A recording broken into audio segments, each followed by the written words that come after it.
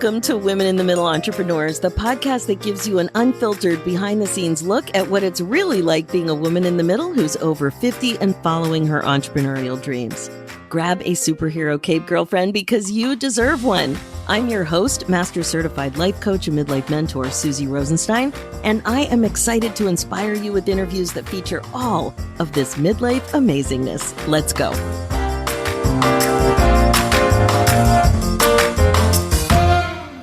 Hey there, welcome back to the show.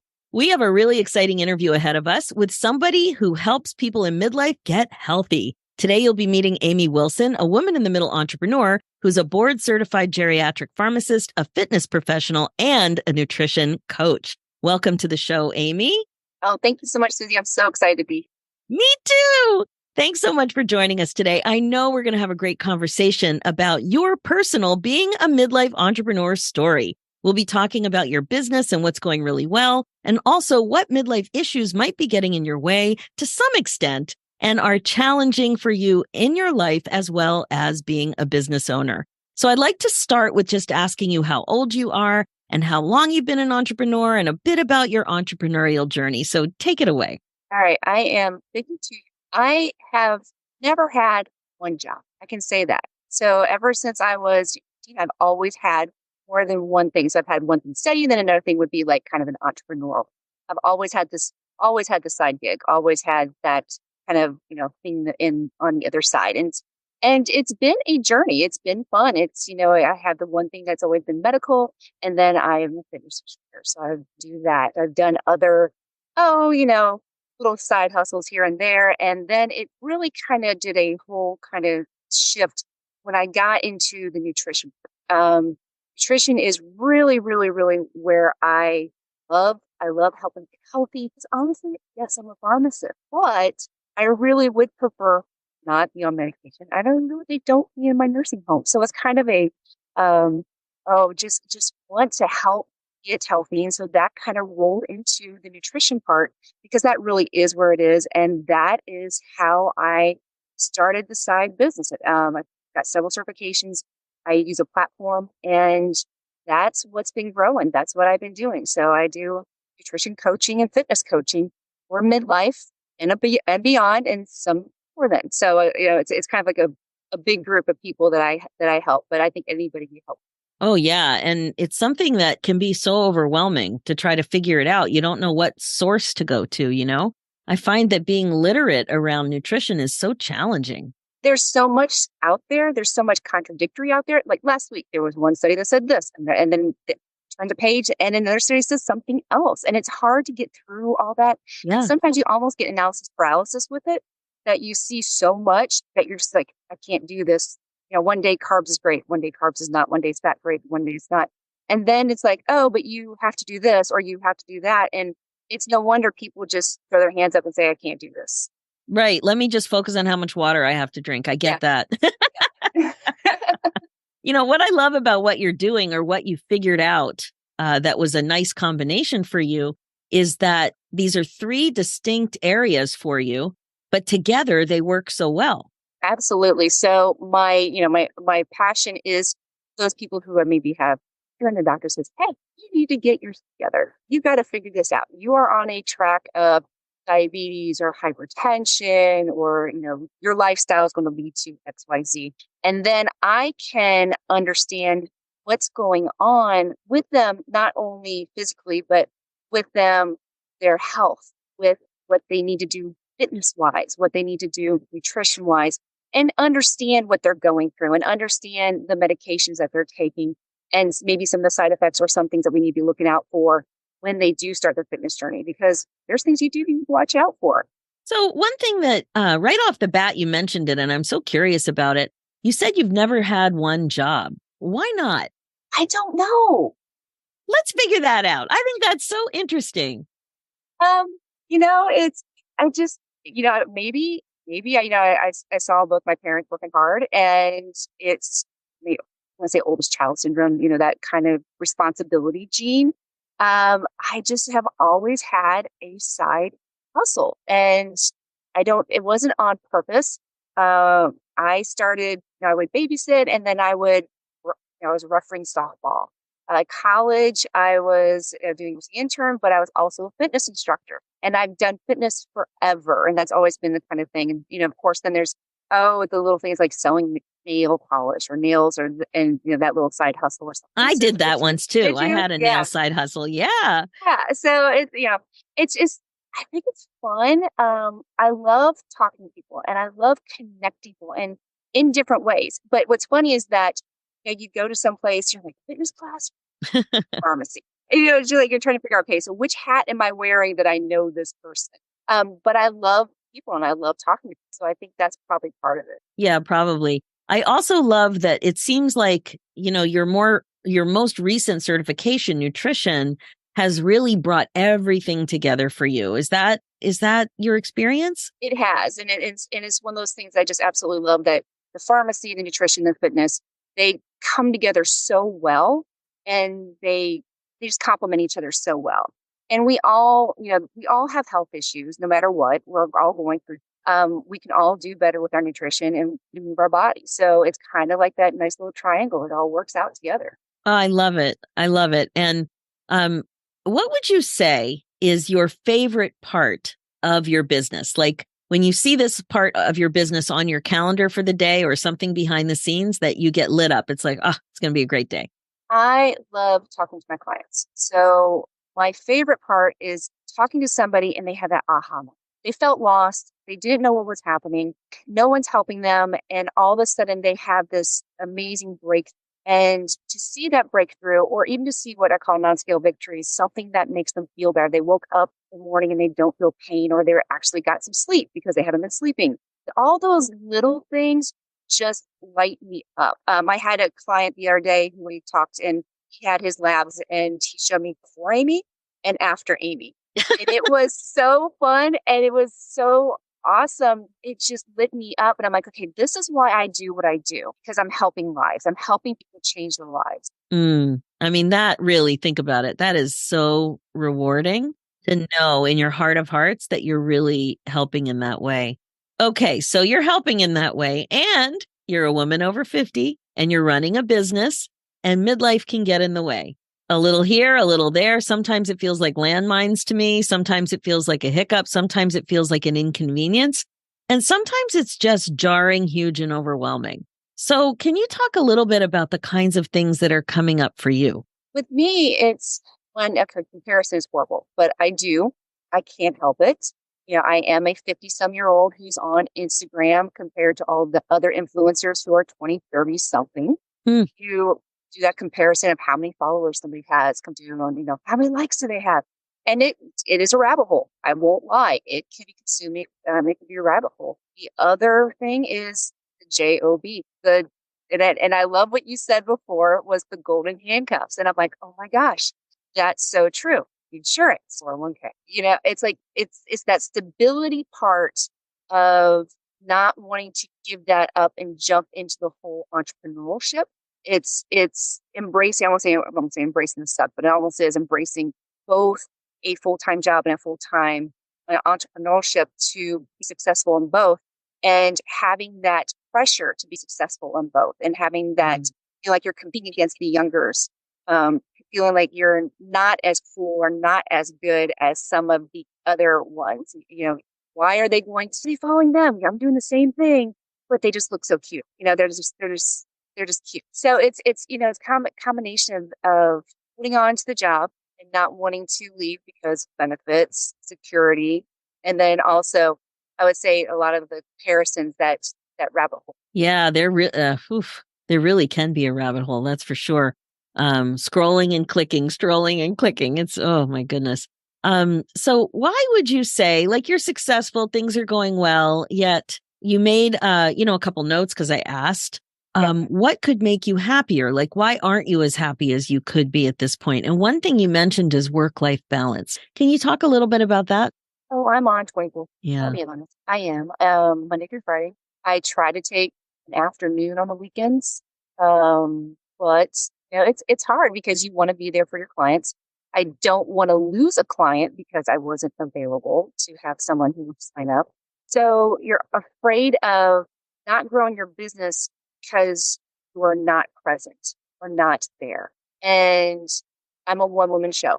There are other people out there farm their stuff out, pretending to be, Hmm. someone's pretending to be them, but my ethics won't let me do that. It's like if you're talking to me, you think you're talking to me, you are talking to me. You're not talking to our virtual assistant. So it's trying to find the work-life balance and trying to find the balance with still having what I believe in, my beliefs and integrity that I feel that I run my business and to be a pharmacist on, for that business too. It's all, I think it all comes down to my integrity and what I believe done. Mm. Yeah. So you're happy, Mhm. you're successful, and you're stressed and don't have enough downtime. And, it's such I totally relate to it. And it's certainly something that many of the guests on this podcast have expressed because you have to really rely on yourself to set those boundaries. And you don't want to let people down. You have integrity. You're a one woman show, blah, blah, blah. So yeah, it can really come up for you as not having downtime. And then what does that mean? Yeah. And, I have done some things. I have put some boundaries. It's like, the phone going on, do not disturb at 8 p.m. And then and I let my clients know on weekends, it's do not disturb for so long. So at least that way they know that, I am available, but I will get back to you. It's still, it's hard. It's like, okay, so you want to go for a weekend? Okay, well, let me bring my laptop.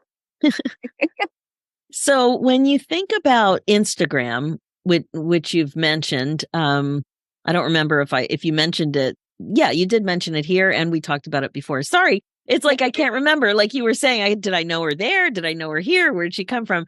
Yeah. So with Instagram, because I know you use Instagram for your business, why do you think, with all of the content you have on there, that there might still be fear of losing business? What kind of pressure is there about Instagram?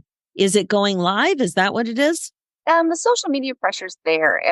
I do use Facebook too, but it's just have to show up daily. Some people say multiple times a day.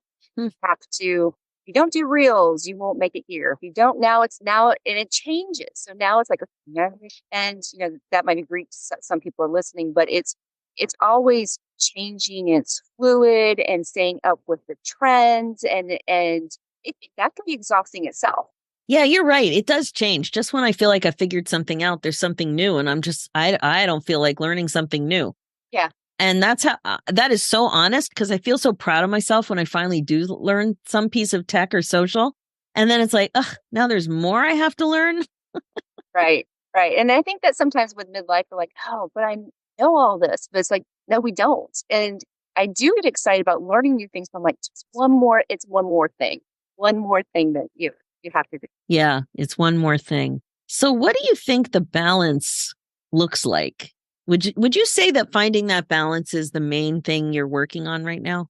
Yeah, I'm definitely working on that balance. Like I said, I'm, the do not disturb with the phone. I am creating, I would say, office hours. I'm creating time to create content, um, not scrolling, setting that timer and not wasting that time, not getting down the rabbit hole. My workouts, I used to have my phone with me. So if someone's get a hold of me, no.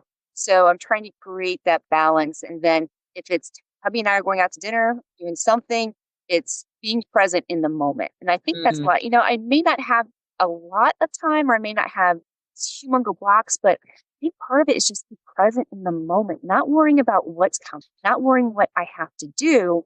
It's worrying and not even worrying. It's just enjoying and understanding that this moment in time is the best moment in time. yeah, you said that so well. It's so easy to forget that because as women, we've got that never ending list. We have the concerns, like you said, especially in fitness, of compare and despair. And then there's the urge of the scroll. Even when we're very clear about some of these other things, there's an urge to scroll. Like you give me a pet rescue video and I'm gone. Oh, yeah. I'm gone. Yeah. I'm down, j- just keep showing me the pets. I'll watch those for hours. Oh my, and cry. Oh my God. I Yes, watch, yes. I cry, I watch, I cry. Absolutely. What would you say is one of the most surprising things for you about being a woman over 50 as an entrepreneur? Something positive and something negative. I think positive is the roads I've led here have helped. So when I was a fitness instructor. I was a master trainer for a national program. I did their nutrition too. All those little things that I did have helped my business. I had, all those people that I met, all those connections, being in front of people, talking to, Mm, having the experience that I didn't have when I was 20. yes. And, even though in 20, I probably knew everything, but didn't have the experience, didn't have the ability to know how to talk to people and actually not talk to people, but listen. And that's huge because a lot of people talk over people, or it's like you want to give your opinion when sometimes you just need to listen. And my younger self, yeah, I would have talked over people. And I Oh think my that's a gosh, Amy, that huge, that is so huge what you just shared. Um, First of all, you're not just older, but you're older and wiser. You're right. There's such value in that experience. And the way you said it, that all the roads that got me here were good. I'm a firm believer that you're on the right path. And you just don't have the clarity of where the path is going. But exactly what you said, that each of those experiences, now you can draw on them. Some of them yes. are negative in the moment. Some of them you think you know more than you do, whatever, right? Some of them you're just learning stuff. It's all helping you now, even if it's not in the most direct way. That's so great. And then this listening skill is so related to being in the present moment, because when you're present, you have a much better chance of listening than when you're not in the present moment. You might be thinking about what you have to contribute, or what you want to say next, or how you're going to be heard, rather than just really being there and that being enough. Because what I've really realized is they just want to be. And especially a lot of my clients, they feel like they're not seen. They feel like they've been passed up, or their time was when they were in their 20s and they were this, wore their cute little clothes then, and they feel like nobody sees or hears them anymore. And they Mm. feel it's almost a depression. But Mm. when they are being heard, when they are being seen, and then they get that confidence back, it's just amazing to watch and be. Wow. Yeah, being seen and being heard. We know when I wasn't as old as I am now, like when I wasn't in the category of amazing people who complain about being invisible, I didn't understand it. I thought, oh, you're just, I didn't really appreciate it. But when you're not seen and heard, when you're dismissed, when you're overlooked, it really isn't fun, and it can really affect you in all kinds of different ways because of what you make that mean. If you make it personal about you rather than about somebody who's not doing the listening or the hearing, it can really set you back. Yeah. Yeah. And it can be devastating to some people. It really can. When people experience it, have they shared that with you often? Like, is this something that comes up in your It practice? it does. So along with, the nutrition, I also do behavior, some of change, which helps because when you are changing not only for nutrition and changing your beliefs, you're changing what you thought was right. You're changing how your body, when you're doing differently with things that we were told before don't work. Why is my body betraying me? Why don't I recognize the person I see in the mirror anymore? And things start changing and you start changing that belief system. It's almost like, I always say it's like a positive snowball. It's like if you either be negative or positive, get that positive snowball rolling and get rolling, all of a sudden the confidence comes back. Feel better. It's a big one. And when that confidence comes back, you want to be seen, heard. Mm, You shine, you feel better. You do, it's like, I think sometimes that we don't feel like we're seen or heard, so we actually go back in the corner and become, baby in the corner during dancing. It's like hmm. when you blossom, it's like, okay, nobody put baby in the corner. You're ready to come out and you're ready to be seen and ready to be heard because your confidence and, let's say, your me is back. And I think that's what we all want. We all want that inner confidence. We don't want to be middle aged or grow older and just kind of wither away. We still want to be vibrant. We still want to have purpose. I believe we were born on purpose for a purpose. And it's amazing when we find that and get that. Yeah, that's really something. I was thinking that because you work where people are, you must have a lot of frustrated clients who have tried a lot of things and have purchased programs and have gone to doctors and explained, how they want help, and that can be very frustrating for people. So I was kind of imagining that they might be bringing that to you. They are. And, my doctor told me to do XYZ, or I spent, I don't know how much money on this last program. And It worked for a week and it did. And people are frustrated. I mean, it's not Yeah. cheap to do all these programs. It's not cheap to do everything that comes out. And I always say it's like, oh, look what's bright and shiny new. It's like boom, boom, boom. And when I was a pharmacist in retail, would come in for the latest, greatest supplement. And I always say, okay, if we're meant to be a size 2, then that's something everybody it would work for. And we so want the quick fix. We so want to believe. And marketing's great. Marketing is amazing at making us believe that this is going to work. And then they're amazing at making us feel like it was our fault when it, and Yeah. but we want to believe. We so want to believe. And then when you go to your doctor and your doctor gives you this information and that didn't work either, it's all, like you said, you throw your hands up and now you're frustrated and now you're tired and you're just, it's like like a 2-year-old, you just want to stomp your feet and throw a temper tantrum because you don't get it. You don't, why is none of this working? It is frustrating. It's so frustrating. Yeah, that's so interesting that you bring that up because one of the things you noted in your notes was the importance of patience.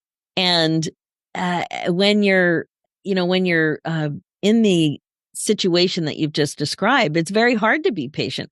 And as an entrepreneur, it can also be hard to be patient. So you've got experience on your side and you should be patient, or patience would probably help you.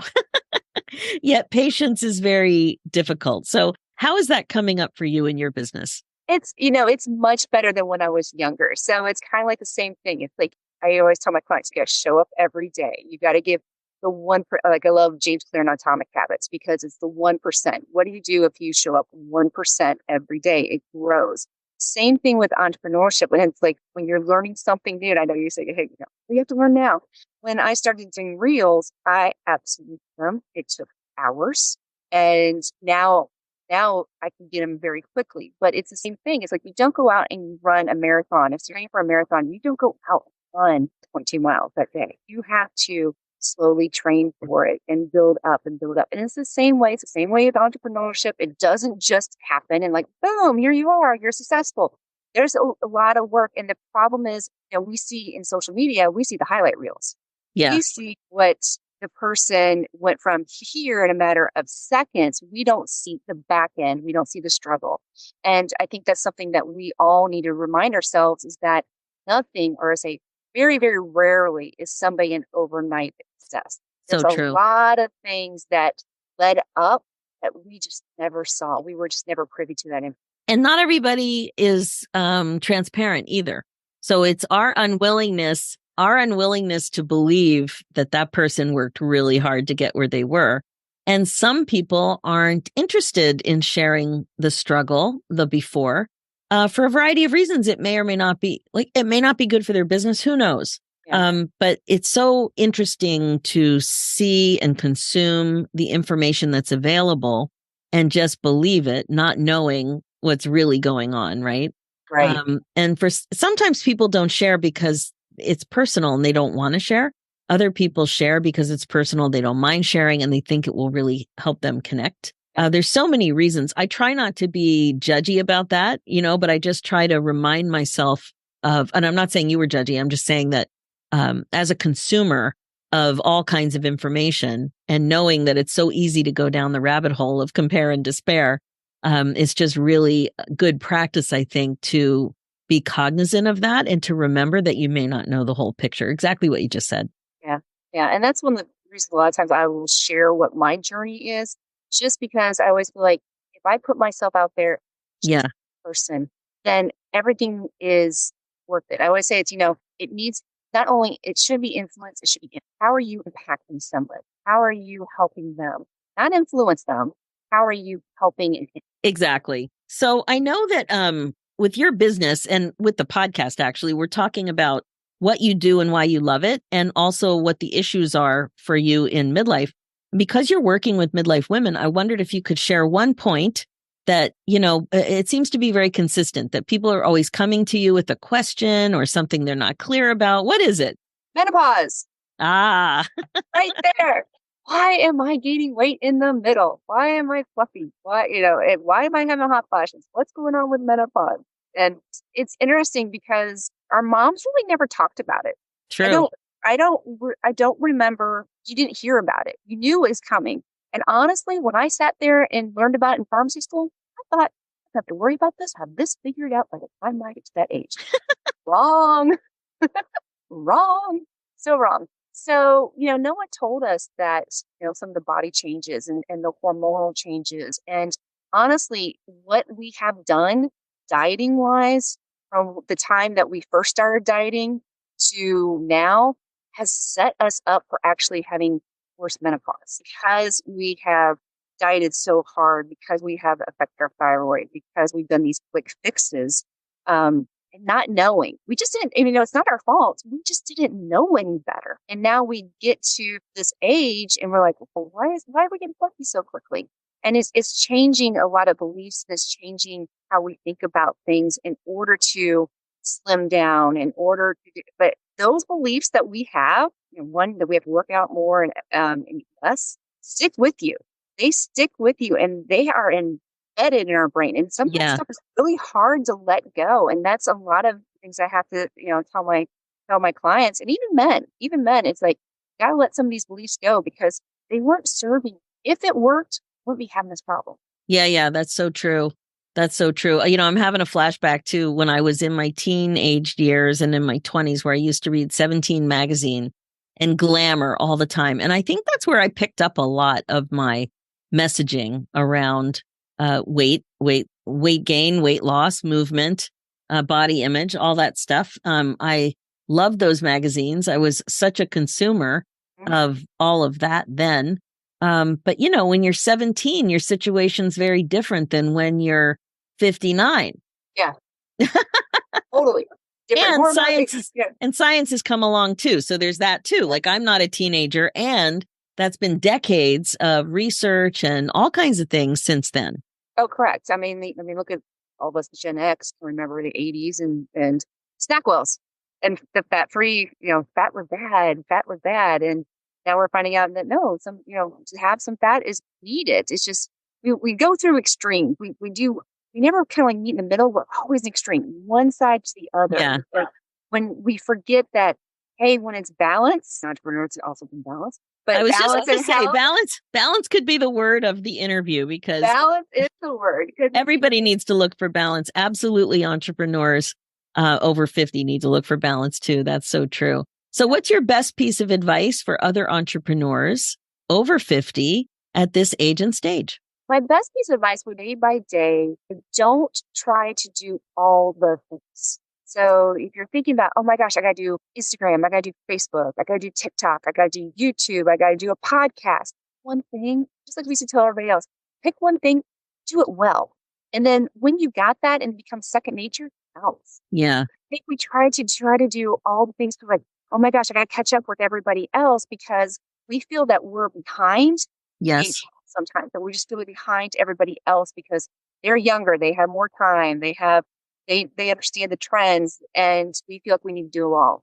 Now, pick one and then move on, and then you can start adding on to toolbox as you get more used to it or better at each one, and then when you're comfortable, on to the next one. Yeah, that's really great advice. What's the best place for people to get a hold of you?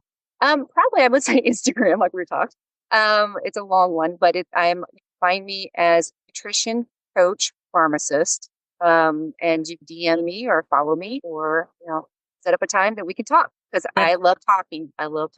That's great. So it's at the Nutrition Coach Pharmacist. Amazing. Amy, thank you so much for taking the time from your day, sharing all of this. So good. I really appreciate how committed you are to keeping us midlife gals out of the nursing homes. Thank you. totally love what you're doing. You're amazing. So thanks so much for coming on the show. All right, that's all for now. If you're listening and loving what you hear, please like and subscribe.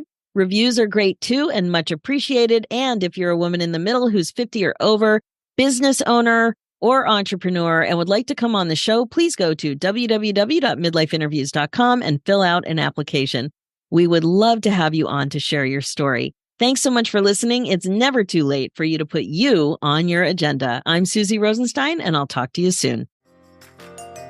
Now, real quick before we say goodbye, if you are connecting with this show, I'd love to invite you to a happiness breakthrough coaching session. It's my laser-focused coaching call that will help you get clear about what's getting in your way as a woman in the middle entrepreneur and confident about your next steps to more happiness in your next chapter. Head over to www.nextchapterbreakthrough.com. Talk to you soon.